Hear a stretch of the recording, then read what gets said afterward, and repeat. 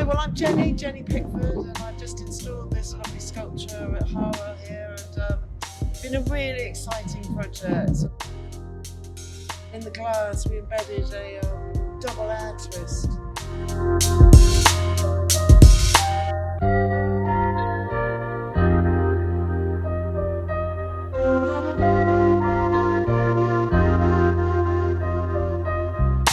The installation of this sculpture marks another milestone in the opening of the Advanced Training Centre at MRC Harwell.